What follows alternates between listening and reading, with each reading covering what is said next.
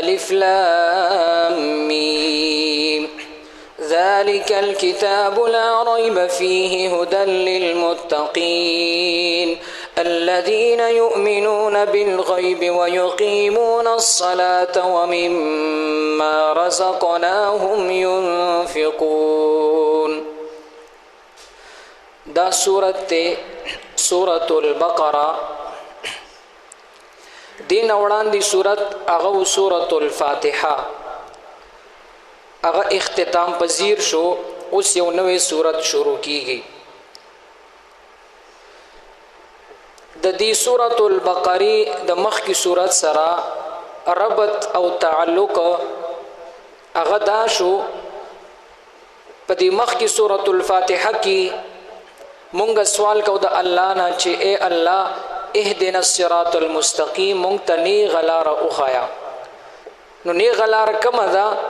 نو الله تعالی په دې صورت کې شروع کې فرمایي چې ذالک الکتاب هغه نیغ لاره د دې کتاب والا ده. داسې کتاب چې لا ریب فیه په هغې کې هیڅ شک نشته. دا د صراط مستقیم هغه وضاحت الله دلته وکړو. نو دای دا هغه مخکې صورت سره ربط او تعلق شو. د دې صورت نوم سورة البقره. دې صورت ته بقره ولې ویل کیږي؟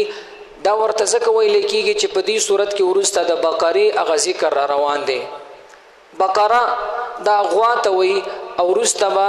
د یوې غوا هغه کیسه په تفصیل سره راشي د حضرت موسی علیه السلام په زمانه کې شوی وه. نو د هغې وجې نه دې صورت ته سورة البقره ویلی شوی دی. دې صورت کې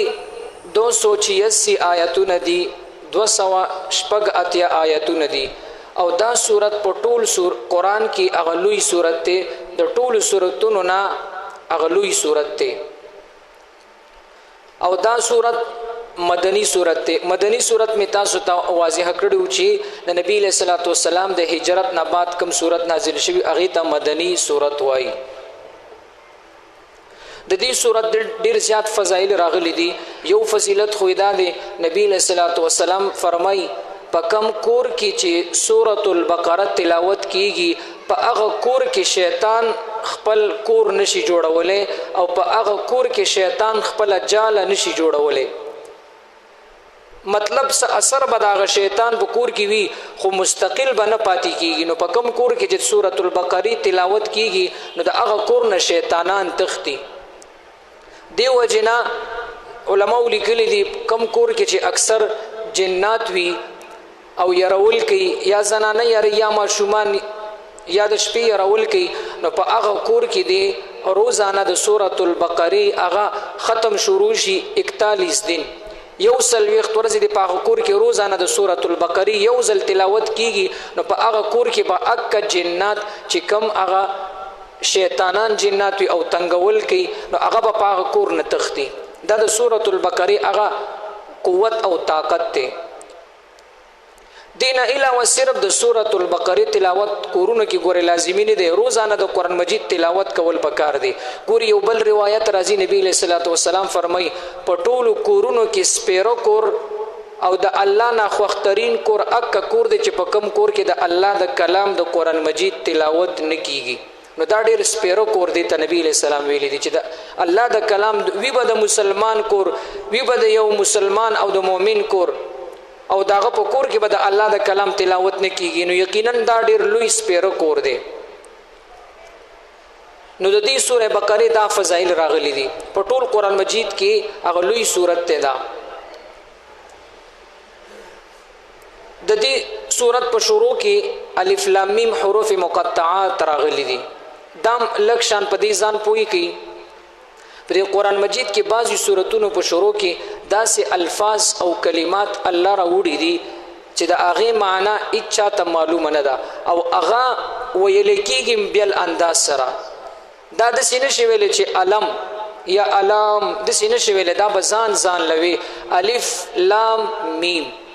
نو دا ځان ځان چې موږ دا وایو نو دې ځان ځان په عربی کې مقطعه ویلی شي نو دی وجه ندی ته مقطعات ویم چې دا ځان له یو حرف ویل کیږي نو دا خود دی هغه وجه تسمیه شو چې دی ته مقطعات ځکه وي دا ځان له ادا کیږي یو ځای دا تلاوت د دین کیږي دا ولی او د دې مقصد سره نو ګوري قران مجید د هر لفظ معنا او مقصد او تفسیر هغه تر ډیر حد پورې معلوم شوه دی خو بعضی الفاظ پکې داسې ساتل پکار دي چې بنده د هغې نه عاجز پاتې شي دی وجه نه د هر یو سړی چې یو کتاب لیکي نو په هغه کتاب کې څه داسې کوډ ورډز یا داسې پاسورډ الفاظ پکې وي چې د هغې د کاتب او مصنف نه علاوه بل چاته معلومات نه وي نو دی وجه نه الله تعالی په دې قرآن مجید کې بعضې یو څو کلمات داسې نازل کړي دي د الف لام میم طه کاف ها یا عین صاد دا مقطعات حروف چې د دې معنی د الله نه علاوه بل هیڅ چاته معلومه نه ده او دا د دې خبرې لپاره الله نازل کړي دي چې د بندگانو ته الله اوخی چې ای بنده تا سره څومره علم طاقت قوت دی تا سره د دنیا هر قسمه مادیات دي تا سره ټوله ټکنالوژي راجمع کا خو ته د الف لام میم معنی نشي معلومولی او اوسه پورې هیڅ چا معلومه کړي نه ده نو دی وجنه د دې معنا اچا تم پته نشته صرف الله ته پته ده او کچرته پیغمبر علیه الصلاۃ والسلام ته د دې معنا پته وی خو هغه هم امت ته ظاهره کړي نه ده الله ورته حکم وکړي چې دا امت ته مظاهره وا ځکه دا د الله یو راز دی او راز پکې زموږ د پاره مدک دی چې مسلمان دی ته ګوري نو د خپل عجز او د خپل هغه خاکساری اظهار ورته کیږي چې زه خو دومره کمزورې یم چې ماته د الف لام میم هغه ترجمه هم نه راځي نو دا دی وجنه الله تعالی نازل کړي نو د دې صحیح معنا دا ګوره هیڅ چاته پته نشته دی وجنه علما چې کله ترجمه کوي نو الف لام میم ورسره وي الله اعلم بمراده دا الله د دې په مراد باندې پوي دی نو یو خبره دویمه دا بعض علماء د دې معنی کړي دي خو هغه د خپل خیال مطابق دي او هغه ته تاویل ویل کیږي علما وایي زما تاویل دا دی زما سوچ دا دی هغه صحیح معنی د دې نه وي ګوره خو اسی تاویل کړي وي کې دې شي په دې الفاظو کې اشاره وي دي کلمات ته نو هغه ته مخفف ویل شي لکه د الف نه مراد څه د لام نه مراد څه نو بعض علما داسې وایي چې د الف نه مراد الله د لام نه مراد جبرائیل او د میم نه مراد محمد علیه السلام نو معنا دا شو چې د الله د طرفه د جبرائیل علیه السلام په واسطه باندې په محمد علیه السلام باندې ذالک الکتاب دک کتاب نازل شوی دی نو یو معنا دا علماء تاویل کړي دي نو دا د الف لام میم لکه دا هغه الفاظ چې دا مخفف دي لکه مونږ وایو اے سی یا ډي سی پلان کې سه نو ډي سی معنا ډیپټي کمشنر یا د اے سی معنا اسسټنټ کمشنر دا کرنګ مو چې لکه دا ډیر وی آی پی دی وی آی پی نو مطلب ویری امپورټنٹ پرسنالټي نو دا سه د دې ټکی نه یو کلمه مراد ده دلتم د الف نه یو مراد جدا کلمه ده خو به هر حال تاسو تمویل ګوره د کمانای علماء هغه د تعویل په بنیاد باندې کړي شاید د دې داسې معنی وي شاید معنی هغه یقیني معنی د الله نه علاوه بل هیڅ چاته پته نشته بسم الله الرحمن الرحیم د دې ترجمه مونږ کړې و شروع کوم په نامه د الله چې الرحمن ډیر مهربان الرحیم ډیر رحم کوونکی دی د دې ترجمه مخکې شوې ده او تاسو ته ویلو چې کله بسم الله راشي نو دا د دې خبرې دلیل دی چې مخکې صورت ختم شو اوس یو نوې صورت شروع کیږي نو لہذا اوس ذهن کلاو کا یو نو خبر وتا نو الف لام میم د دې اصل ترجمه هغه الله ته معلومه ده ذالک الکتاب دا کتاب چې دی لا ریب فیه یعنی کتاب نه مراد قرآن مجید دی د قرآن مجید مختلف نمونه دي فرقان قرآن کتاب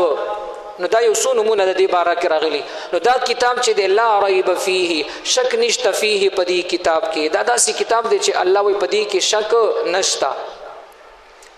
خدا چې کله یو سړی د زړه په سترګو باندې دی ته وګوري بیا پکې شک ورته نه ښکاري او کافرانو باندې د زړه هغه سترګې پټې وي په زړه باندې پردې وي نو دی وجې نه ورته پته نه لګېده ګوري روایاتو کې ډېر زیات روایات راغلي دي چې ابو جهل چې کوم یا د مکې چې کوم مخالفین د نبی علیه السلام هغې ته پته وه چې دا قرآن په حق دی دا پیغمبر په حق دی خو لهذا یو ضد او عنادو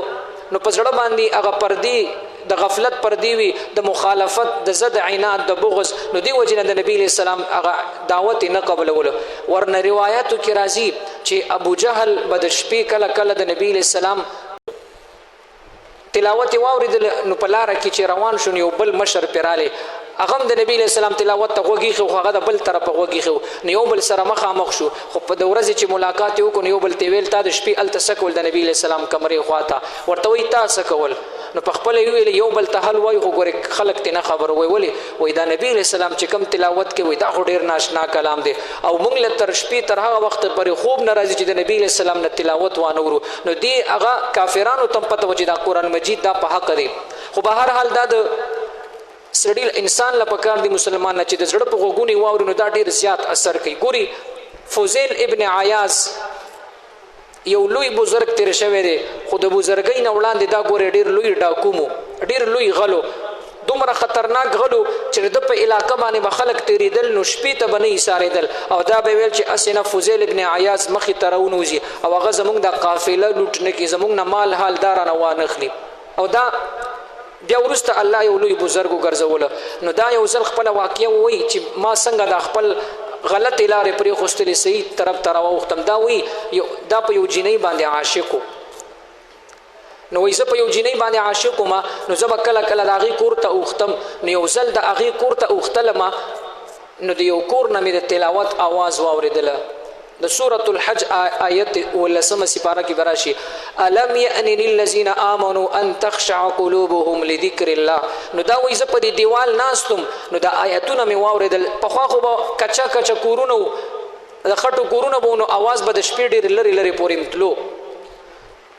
نو دی وجنه دا وایي زه په دیوال ناستم د آیت مې واورېد او دا خو عربي نو د آیت ته غوږ کېښوستلو نو آیت د الله تعالی آیت داسې دی الم یأن للذین آمنوا ان تخشع قلوبهم لذکر الله آیا نه دی راغلی هغه وخت او هغه وخت په د مؤمنانو باندې چې د هغې دا زړونه د الله نه ویریږي او دا غلطې لارې پرېږدي سمې لارې ته روان شي او سمې لارې ته سیده شي نو دا وایي په دې دیوال باندې زه ناستم د کور ته اوختم نو بس په زړه باندې د آیت اثر وکړو او واپس را واوختم او شپه وه نو را روان شوم خپل ځکه ځان ته راوتی د جنۍ ملاقات دپاره ځان لار روانو نو شپه وه په یو لار را روان دی هلته یو طرف قافله وه هغې پړاو اچولی و دا وایي هغې سره خوا کې زه کېناستلم ما ویل زه دلته به شپه تېره کړم سهار به ځم نو هغه قافلې ته مې چې غوږ کېښوستلو نو هغه قافلې یو بل ته ویل ګورې خپل ضرورتونه زر زر پوره کوي خوراک څښاک کوئ اودس کوئ هر څه وکړئ ګورې دا د فوزیل ابن عیاض هغه علاقه ده او هغه ډېر غټ ډاکو دی هسې نه چې هغه په موږ باندې حمله وکړي نو دغه الفاظو په دې فوزیل ابن عیاض باندې نورم اثر وکړو چې یعنې زه دومره ډېر بدبخته یم چې زمانه د الله هغه مخلوق هم یریږي او دومره زه بدبخته انسان یم چې زمانه دا خلک په امان کې نه پاتې کېږي نو بیا ډېر جړه او فریاد وکړل د زړه نه او ویلې چې سحر راخیږي د سحر نور چې راخیږي د سحر رڼا راخیږي نو ما به هم د خپلې زندګۍ هغه تیاري هغه به دفن کړې وي او زما په زندګۍ باندې به هم د هغه د ایمان رڼا راخیږي همدغه رنګې وشو چې سحر شو نو سړي هغه غلا ورسه پرېښوستل او بزرګۍ ته لاس واچولو ډېر لوی بزرګ ته الله جوړ کړو نو ګوري د قرآن مجید یو آیت په عجیبه اثر وکړو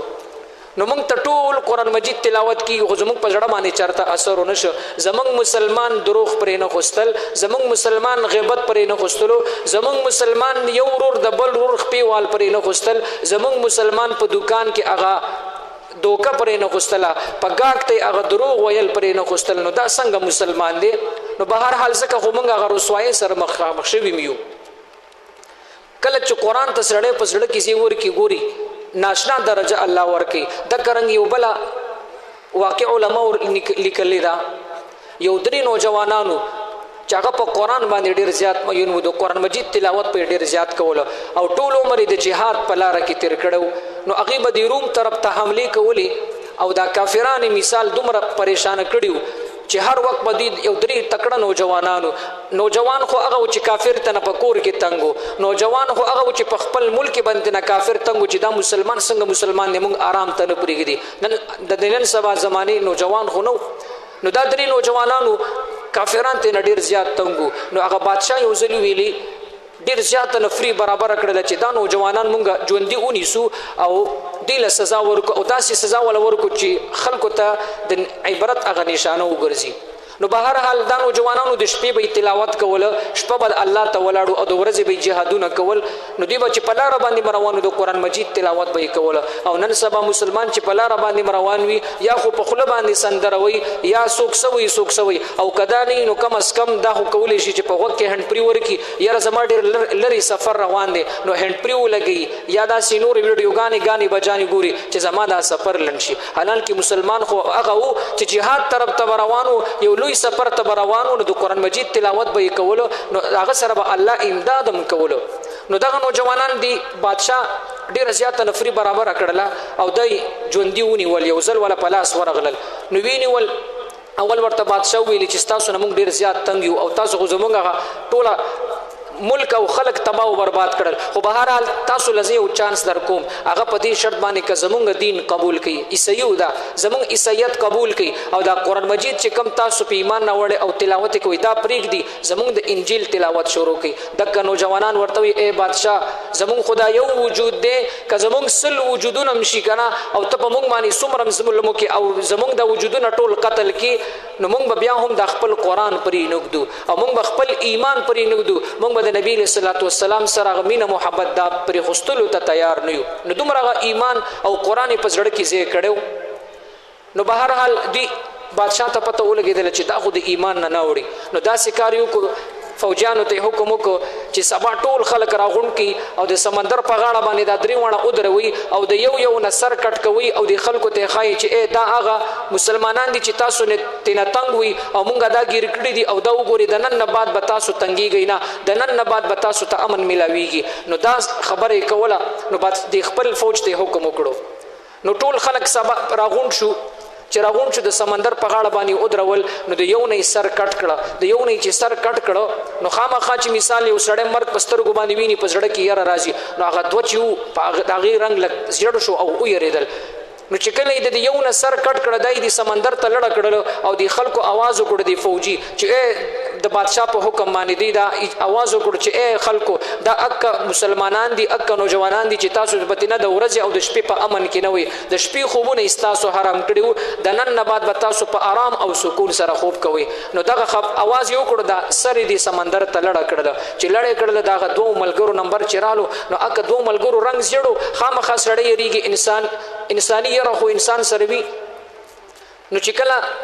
دوی باندې لګه یاره راغله نو اکثر چې په اوبو کې وغورځېدو اکثر اوبو ډوب نه کړه هغه د اوبو په سر باندې ولاړ دی او د دوو ملګرو ته رامخامخ شو او ورته آواز کوي چې ای نوجوانانو یا ایتها النفس المطمئنه ارجعي الى ربك راضیه مرضیه فادخلي في عبادي وادخلي جنتي ای هغه سر چې د تنې نه جدا شوی دی د الله په لاره کې په وینو کې لت پت پروت دی د تنې نه دومره جدا دی چې تنې په وچه باندې پرته ده او سر په لمده کې په سمندر مینس کې پروت دی او مخامخ شو د دوو نوجوانانو ته آواز یې وکړو چې ای نوجوانانو ګورئ خیال کوئ خپل ایمان پرې نږدئ او خیال کوئ د دې کافر د دې تورې نه ونه یریږئ په تاسو باندې یو بله زندګي را روانه ده او دا آیتونه یې ونیستل چې یا ایتها النفس المطمئنه ای هغه نفسونه چې تاسو مطمئن د الله په دین باندې په قرآن باندې ارجعي الى ربك راضیه مرضیه تاسو هغه ډلې ته راواپس شئ د الله ډلې ته راشئ نو فادخلي في عبادي وادخلي جنتي د الله په بندگانو کې داخل شي د دوانو ملګرو ته هغه سر آواز کوي ودخلي جنتي او جنت ته داخل شي مطلب دا د جنت والا لاره ده د کافر نه مې یریږي نو ګوري هغه سر چې په ژوندو باندې به د قرآن مجید تلاوت کوله نو د مرګ نه پس هم اکه سر چې کوم دی تلاوت کړی دی نو دا اصل خبره دا چې تلاوت له په زړه کې ځای ورکي قرآن له په زړه کې ته ځای ورکا نو د مرګ نه پس هم دا پکاريږي نو بهر حال د اکه قرآن مجید دی چې مړو ژوندو نه بلکې مړوم د دې گواهی ورکړې ده او دا هغه کتاب دی لا ریب فیه چې په دې کې شک نشته ژوندي خو پرېږده هغه مړي چې د تنونه سرونه جدا شوي دي او په وچ او په لمده کې چې کوم دی گواهی ورکړې ده د قرآن مجید چې دا په حق باندې دی نو الله فرمایي لا ریب فیه هیڅ شک نشته په دې کې هدن دا هدایت للمتقین د متقیانو دپاره دا هدایت ذریعہ د متقیانو دپاره متقیان څوک دي او متقی چاته ویلی شي مونږ خو وایو چې لکه دا سړی ډېر تقوادار دی او دا ډېر پرهیزګار دی د تقوا معنا څه ده نو د تقوا معنا حضرت عمر فاروق رضی الله عنه کړی دا ناشنا معنا یې کړی دا بس دغه معنا چې زموږ استاد په زړه کې کېناستله بس زموږ استاد دین او دنیا د دنیا او آخرت زموږ خسته کیږي بیا په دنیا کې د چا سره موږ دوکه نه کوو حضرت عمر رضی الله عنه نه چا تپوس وکړو چې اې د مسلمانانو خلیفہ د تقوا معنا څه د قرآن مجید بار بار وایي یا ایها الذین آمنوا اتقوا الله تاسو یریږئ یعنی تقوا دار جوړ شي د دې تقوا ته وایي تقوا دي ته ویل شي وایي تاسو چرته د ازغو ولا لارم لیدلې ده چې داسې تنګ لاره وي چې هر طرف ته ازغي وي د کیکر او د ازغو هغه څانګې هغه لارې طرف ته راوتي وي په هغه لار باندې چې یو سړی تېرېږي څومره تکلیف وي نو هغه ملګرو ورته ویلې او موږ خو لیدلې ده نو وایي په دغه لار باندې چې یو سړی تېرېږي او هغه د مالوچو کپړې اچولې وي یعنی داسې نرمې کپړې اچولې وي چې هغه د مالوچو کپړې وي نو ستاسو نه زه تپوس کوم په دغه لار هغه انسان چې د مالوچو کپړې اچولې وي او د ازغو والا په لاره باندې ځي دا به څرنګه مزل کوي هغه ملګرو ورته ویلې حضرت صاحب دا خو به دا لمنې مرات داسې راغونډې کي او دا پنسې به اوچتې کي او ډېر احتیاط سره به په دغه لار باندې تېرېږي چې چېرته زما د مالوچو والا کپړې چېرته په ازغي کې وننښلي ځکه دا به وشلېږي یا به ما ته تکلیف میلاو شي نو ورته وایي په دې لاره باندې به دا سړی څومره په احتیاط سره ځي وایي دا به ډېر احتیاط سره ځي چې ټولې کپړې به راغونډوي او لمنو او د پنسو مخکې به هم ګوري شاته به هم ګوري دې خوا به هم ګوري ښي طرف ته او ګس طرف ته مطلب ګیر چاپېره به ګوري او په دې لار باندې به مزل کوي نو حضرت عمر رضی الله عنه ورته وفرمایل دغه تقوا ده چې کله انسان په دنیا کې ژوند تیری دا به داسې ژوند تیری چې مخکې به هم ګوري شاته به هم ګوري ښي طرف ته به هم ګوري ګس طرف ته به هم ګوري چې آیا زه خو د قرآن خلاف نه یم روان آیا زه خو د نبي علیه الصلاة والسلام د سنتو خلاف خو نه یم روان آیا ما خو چېرته د قرآن مجید یا د نبي علیه السلام د شریعت مخالفت خو نه دی کړی نو بیا به انسان چې دومره احتیاط سره په دنیا کې ژوند تیری نو دغه انسان به جنتی او که نه وي دا به تقواداري او که نه وي نو تقوا دې ته ویلی شي نو دا حضرت عمر فاروق رضی الله عنه د دې ډېره ښکلې تشریح کړې ده عام طور سره معنا موږ دا کوو د تقوا دې ته ویلی شي چې الله د کومو کارونو حکم کړی دی هغه به منو او د کومو کارونو نه چې موږ الله منع کړي یو د هغې نه به ځان ساتو بس دغه د تقوا هغه اسانه معنا ده نو دا قرآن مجید دا هدایت دی للمتقین د متقیانو دپاره بیا ورته غوږ شي د سرنتیزه پورې بس دی بسم الله الرحمن الرحیم بسم الله شروع کوم په نام د الله الرحمن چې ډېر مهربان دی الرحیم ډېر رحم کوونکی دی الف لام میم د دې په معنا باندې الله پوهیږي ذالک الکتاب دا کتاب چې دی قرآن مجید لا ریب شک شبهه نشته فیه په دې کتاب کې په دې قرآن مجید کې هدن دا هدایت دی د هدایت ذریعه ده للمتقین د متقیانو دپاره د هغه پرهیزګارو خلکو دپاره